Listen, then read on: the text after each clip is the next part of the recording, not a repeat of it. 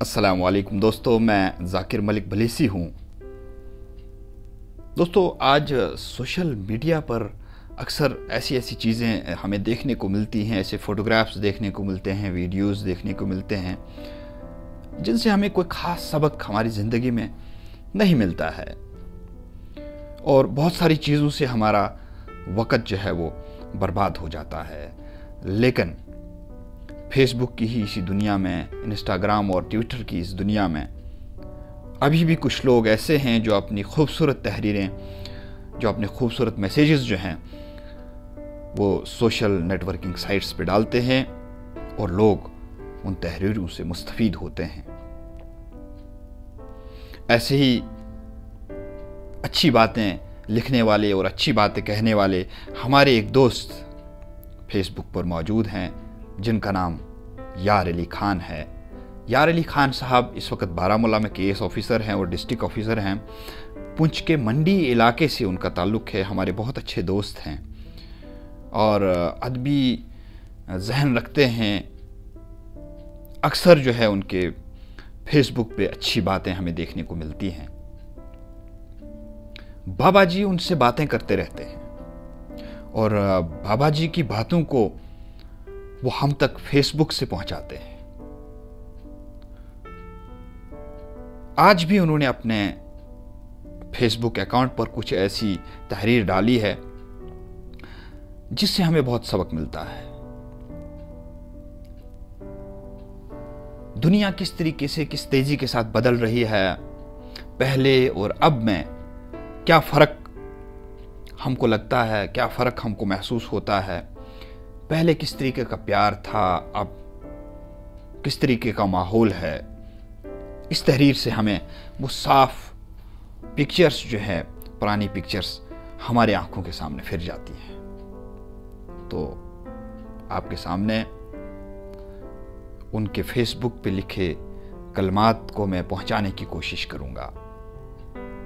तो फरमाते हैं कि एक वो वक्त भी था जब दुकानदार के पास खोटा सिक्का चला देना ही सबसे बड़ा फ्रॉड समझा जाता था। ये उन दिनों का जिक्र है जब मास्टर अगर बच्चे को मारता था तो बच्चा घर आकर अपने बाप को नहीं बताता था और अगर बताता तो बाप उसे एक और थप्पड़ रसीद कर देता था। ये वो दौर था जब एकेडमी का कोई तसव्वुर नहीं था और ट्यूशन पढ़ने वाले बच्चे निकम्मे शुमार किए जाते थे। बड़े भाई के कपड़े छोटे भाइयों के इस्तेमाल में आते थे और यह कोई मायूब बात नहीं समझी जाती थी। लड़ाई के मौके पर कोई हथियार नहीं निकालता था। सिर्फ इतना कहना काफी होता था कि मैं तुम्हारे अब्बा से शिकायत करूंगा। यह सुनते ही अक्सर मुखालिफ फरीक का खून खुश्क हो जाता था। उस वक्त के अब्बा जी भी कमाल के थे। सुबह सवेरे फजर के वक्त कड़कदार आवाज में सबको नमाज के लिए उठा दिया करते थे। बेतलब इबादतें करना हर घर का मामूल बन गया था।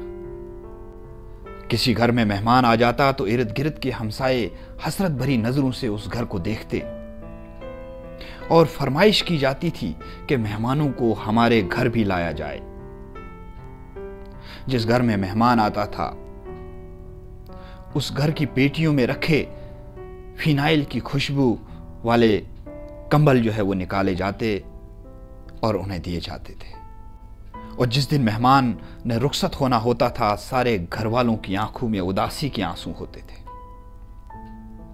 मेहमान जाते हुए किसी छोटे बच्चे को 10 रुपए का नोट पकड़ाने की कोशिश करता तो पूरा घर उसके एहतजाज पर उतर आते थे। लेकिन जो मेहमान होता था वो मेहमान अपना नोट थमा के ही वहां से चल निकलता था। शादी ब्याहों में सारा मोहल्ला शरीक होता था। शादी गमी में आने जाने के लिए एक जोड़ा कपड़ों का अलहदा से रखा जाता था जो उसी मौके पर इस्तेमाल होता था। जिस घर में शादी होती थी उसके मेहमान अक्सर मोहल्ले के दीगर घरों में ठहराए जाते थे और मोहल्ले की जिस लड़की की शादी होती थी बाद में पूरा मोहल्ला बारी बारी उस दूल्हा और दुल्हन को अपने घर दावत पे बुलाते थे। कभी किसी ने अपना अकीदा किसी पर थोपने की कोशिश नहीं की, कभी काफिर काफिर के नारे नहीं लगे। सबका रोना, सबका हंसना साझा था, सबके दुख एक जैसे थे। न कोई गरीब था, न कोई अमीर था, सब खुशहाल थे। किसी किसी घर में ब्लैक एंड व्हाइट टीवी हुआ करता था और सारे मोहल्ले के बच्चे वहां जाकर ड्रामे देखते थे। काश फिर वो जमाना लौट आए, लेकिन आज ऐसा जमाना आ गया है कि लोगों को एक दूसरे की जो मोहब्बत थी वो खत्म होती जा रही है। इंटरनेट की इस दुनिया ने, मोबाइल की इस दुनिया ने जो लोगों के अंदर एक प्यार था, एक मोहब्बत थी, उसको कहीं ना कहीं खत्म कर दिया है। जहां इंफॉर्मेशन टेक्नोलॉजी ने पूरी दुनिया को ग्लोबल विलेज में तब्दील कर दिया है और दुनिया को बहुत करीब लाया है, सरहदों को खत्म किया है, लेकिन कहीं न कहीं इसी दुनिया ने, इंटरनेट की इसी दुनिया ने लोगों को एक दूसरे से बहुत दूर कर दिया है। अब एक बाप अपने बच्चे से उसी घर के दूसरे कमरे से फोन पे बात करता है, व्हाट्सएप की चैटिंग पे एक दूसरे से बात होती है। वो प्यार, वो मोहब्बत अब खत्म होने की कगार पर है। तो आइए उसी दुनिया में लौट चलें जिस दुनिया में हम एक दूसरे से प्यार करते थे, एक दूसरे की फिक्र रखते थे और हमें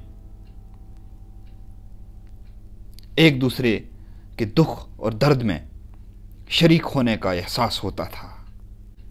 आइए उसी वक्त में वापस लौट चलते हैं। यार अली खान साहब की इस तहरीर को आप तक पहुंचाने के लिए मैं आपके सामने आया था। फिर किसी दिन मुलाकात होगी। अस्सलाम वालेकुम।